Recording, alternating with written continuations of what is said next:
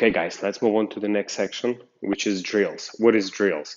Here we combine small movements in very tiny groups. So it's not really a choreography yet, but it's a little bit more than exercise, but it's very similar to exercise.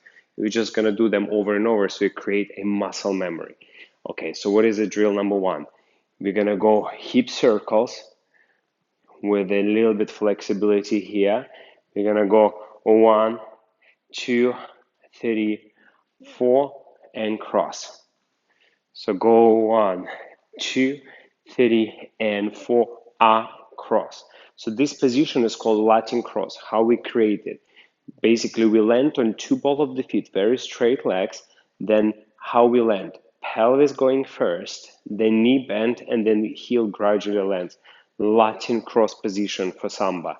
And this is a hip circle, so sometimes we call it rhythm bounce.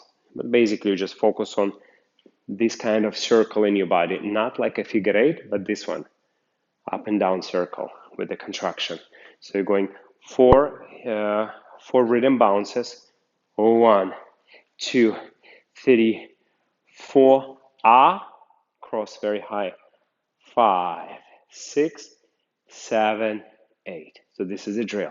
Again, 1, 2, 3, 4, 5, 6, 7, 8. Again, 1, 2, 3, 4, 5, 6, 7. Again, 1, 2, 3, 4, 5, 6, 7, 8. Let's do exactly the same on the other leg. 1, 2, 3, 4, 5, 6, 7, 8. 1, 2, 3, 4, 5, 6, 7, 8. So this movement will teach you how to connect the basic body action of Samba, which is this contraction and circle with the hip with the step. There is, of course, a little bit secrets here. For a little bit higher level, you can do hip circles, and as you move, you can do almost like reverse ripple to step. This will make your Samba even more interesting. But let's practice this as a drill. Combine rhythm bounce with the Latin cross. So we combine two movements. Just gonna do them many times.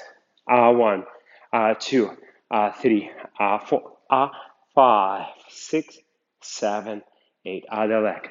1, 2, 3, 4, 5, 6, 7. Again.